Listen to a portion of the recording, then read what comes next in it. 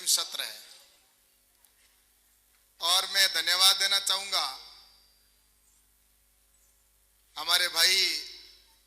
पलसानिया, कलवानिया और हरिराम जी केवड़ा जी को कि इन्होंने इतना शानदार ये कार्यक्रम किया और विश्व भर से अपने सभी जाट समाज के भाइयों और बहनों को सभी को यहाँ पर बुलाकर इतना भव्य कार्यक्रम करवाया। इसके लिए आपको बहुत बहुत बधाई, बहुत बहुत शुभकामनाएं। और आज मुझे सबसे ज्यादा खुशी है इस कार्यक्रम की सफलता पर, और वो इसलिए है कि जब मैं विधायक था और उस समय केवाड़ा जी, पलसानिया, कलवानिया ये मेरे पास आते थे और हम साथ में बैठकर इसकी रचना करते थे कि हमें विश्व भर के सभी अपने जाट समाज के प्रबुद्ध लोगों को जो इस जाट समाज को दिशा दे सके, ऐसी एक जाट संसद हमारे यहाँ पर हो,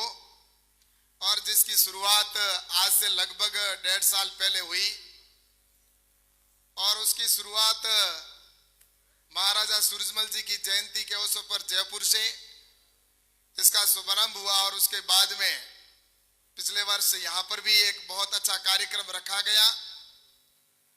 और आज मुझे ये देखते हुए बहुत प्रसन्नता हो रही है कि जिसकी इन भाइयों ने और हमने सबने मिलकर ये रचना की थी कि हम आने वाले समय में ऐसी एक संसद हो जिसके अंदर जाट समाज को संगठित करके और आने वाले समय के अंदर हम सभी इस तरह से एक मजबूत पक्ष अपना रखें और अपनी समस्या और समाज की जो भी आगे की हमें किस दिशा की ओर ले जाना है तो उसके ऊपर एक संसद रखी जाए। और आज ये सफलतापूर्वक पूरी हुई और इसके अंदर सुबह से हमारे कई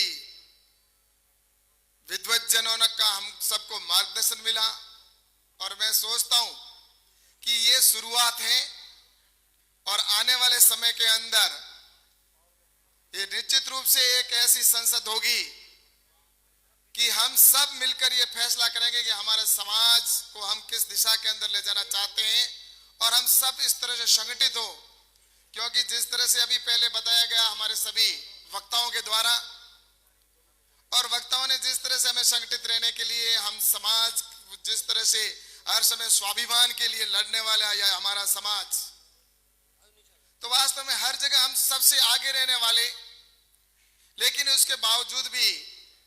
हमारे समाज के अंदर कई बार हम देखते हैं कि हम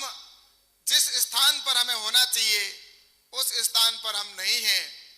इसके लिए ये संसद बुलाई गई और निश्चित रूप से मैं आप सबसे आग्रह करूंगा, यहाँ पर जितने भी भाई बैठे हैं, ये एक शुरुआत है और इस शुरुआत के अंदर निश्चित रूप से इस संसद के अंदर आने वाले समय के अंदर ऐसा एक परिणाम निकले तो इस संसद का बुलाना सार्थक है। आप सभी ने अपने अपने जीवन का अमूल्य समय निकालकर यहाँ पर आप आए हैं। हम सौभाग्यशाली हैं कि हम इस संसद के अंदर यहाँ पर बैठे हैं, लेकिन हमारे समाज का एक बहुत बड़ा तबका जो इस सदन के अंदर नहीं पहुंच सकता या वो नहीं पहुंचा है, उस तक हम सबको पहुंचने की आवश्यकता है। हमने निश्चित रूप से यहाँ पर अपने बैठकर निर्णय लिए, हमने समाज के बारे में सोचा, संगठित होना, आगे बढ़ना, हमारे युवाओं को किस तरह से हम आगे बढ़ा सकते हैं। तो इस तरह से हम आने वाले समय के अंदर अगर हम संगठित होकर इसको और अधिक अच्छे तरीके से कर सकें तो मैं सोचता हूं कि हम सबका आना सार्थक है। और मेरे भाई पलसानिया, कलवानिया और हरिराम जी ने और सभी पूरी टीम ने जो लगातार पिछले 2 साल से प्रयास कर रहे हैं, उनका भी काम करना सार्थक होगा और हम सबका भी सार्थक होगा। वरना हम आए और हम चले गए। कई मेरे ऐसे भाई हैं जो अमेरिका से आए हैं, तो कई अन्य देशों से यहाँ पर आए हैं, कई मेरे भाई पूरे साउथ से यहाँ पर आए हैं, तो हर राज्य से आज यहाँ पर मेरे भाई आए। तो मैं ये चाहूंगा कि हमारा इस संसद के माध्यम से आने वाले समय के अंदर हम ये संसद ये तय करें और ये संसद संगठित होकर इस तरह से निर्णय ले कि समाज के अंदर हमें किस दिशा की ओर जाना है। वरना मैं देखता हूं कई बार मेरे युवा साथी, आज हम शिक्षा के अंदर कहीं पीछे नहीं है, हम खेल के अंदर भी कहीं पीछे नहीं है, सेना के अंदर भी कहीं पीछे नहीं है, लेकिन कई बार मैं देखता हूं, मुझे थोड़ा दुख भी होता है, हमारे भाई ये कई ऐसे नशे के अंदर भी मैं देखता हूं, नशे की लत के अंदर पड़ जाते हैं और वो अपने परिवार को और अपने समाज को जिस तरह से उनके ऊपर एक उम्मीद होती है, लेकिन वो युवा साथी अगर नशे की लत में पड़कर अपने समाज और अपने परिवार को जिस तरह से डाउन करने का काम करता है, तो मैं आपसे आग्रह करूंगा कि हमें नशे से भी हमें दूर रहना चाहिए। इस तरह के समाज की कुरीतियों के बारे में ऐसा ये संसद आने वाले समय के अंदर बने कि हम सब मिलकर आने वाले जो हमारे भाई आज यहाँ पर इस सदन के अंदर नहीं पहुंच पाए, वो अगले संसद के अंदर यहाँ पर आए और एक ऐतिहासिक फैसला यहाँ से कोई भी करके जाए, जो निश्चित रूप से हम सबको करना चाहिए। हम सभी किसान परिवार से आते हैं, यहाँ पर जितने भी भाई बैठे हैं, मैं निश्चित रूप से कह सकता हूं कि अगर जाट समाज की अगर बात करें तो हम सभी लगभग किसान परिवार से हैं। लेकिन मैं आपसे कहना चाहता हूं कि हमें किसान कृषि के अंदर हमें बहुत कुछ करने की आवश्यकता है, क्योंकि कृषि के अंदर भी मैं एक योजनाबद्ध तरीके से किसान के साथ में हम सभी किसान हैं और किसान को साथ में बहुत बड़ा छलावा भी हुआ है, उसकी भी हमें ध्यान रखना चाहिए। किसान की कोई अगर कहानी लिखी जाती है तो उसके अंदर यह लिखा जाता है, एक गांव में एक गरीब किसान रहता था। कभी यह नहीं लिखा गया कि एक गांव में एक अमीर किसान रहता था। कभी किसी ने अगर पढ़ा हो ऐसी कहानी तो मुझे बताइए। एक गांव में एक गरीब किसान रहता था, किसी सेठ के बारे में लिखी जाती है तो एक गांव में एक धनाढ्य सेठ रहता था। इसी तरह अगर देखा जाए तो देश के अंदर मैगजीन के अंदर देखते हैं, हम कहीं पर भी अगर कोई चित्र को देखते हैं तो उसके अंदर किसान का अगर चेहरा दिखाया जाता है तो उसमें किसान जमीन पर बैठा है, फटे कपड़े और जमीन फटी हुई, आकाश की ओर दिखाते हैं, एक पंक्ति लिखी होती है, चेहरा बदल जाता है, लगभग एक सा होता है और उसमें लिखा जाता है किसान भगवान भरोसे। और मेरे देश के युवा ने जब ये बार बार इस चित्र को देखा, एक समय उत्तम खेती मध्यम व्यापार हुआ करता था, नौकरी बाद में होती थी, लेकिन मेरे देश के युवा ने जब ये चित्र बार बार देखा तो देश के युवा ने सोचा अगर मैं खेती करूंगा तो मेरी भी इसी तरह दुर्गति होगी, इसलिए उसने खेती को छोड़कर और नौकरी के लिए बाहर जाना उसको मंजूर होना पड़ा। इसलिए मैं आप सबसे कहना चाहता हूं कि कृषि हमारा पेशा है, हम कृषि प्रधान देश है और हम जैसा नारा भी लगाते हैं, जय जवान जय किसान का नारा लगाते हैं।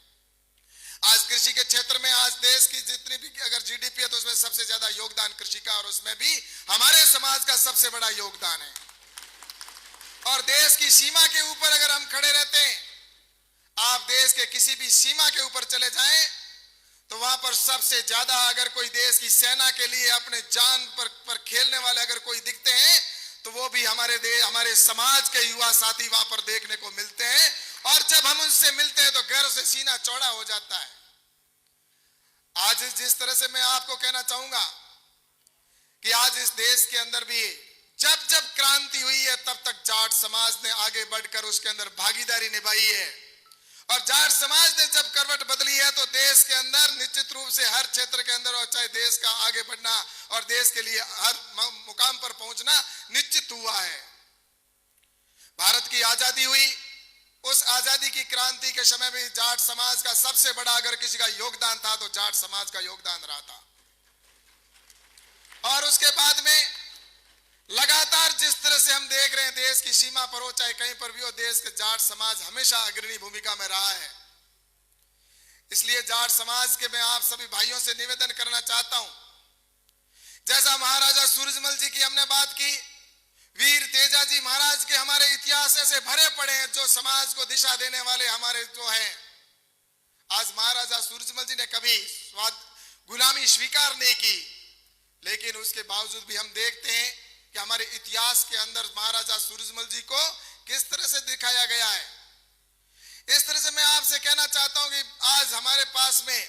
हम सभी संगठित होकर आने वाले समय के अंदर जिस तरह से जाट समाज ने हमारा इतिहास हम देखते हैं, उस इतिहास को अगर हम पढ़ें तो हम सबको गर्व से सीना चौड़ा हो जाता है कि जाट समाज का इतिहास सूरवीरों का इतिहास रहा है, कभी गुलामी स्वीकार नहीं की है। आज वर्तमान के देश की चिंता भी भविष्य में मेरे देश के युवाओं को ही करनी होगी, और उसके अंदर सबसे ज्यादा अगर कोई है तो मैं निवेदन करूंगा अपने समाज के भाइयों से कि वर्तमान में वही परिस्थितियां कुछ पैदा हो रही है देश के अंदर भी। आपने देखा होगा देश के अंदर जिस तरह के हमारे उस समय जिन्होंने देश के लिए बलिदान दिया था,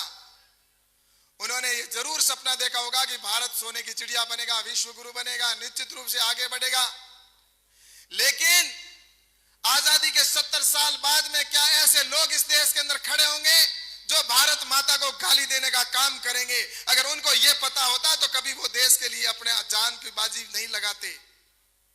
इसलिए मैं आपसे निवेदन करना चाहूंगा कि वर्तमान हमारा है और आने वाला कल भी हमारा हो।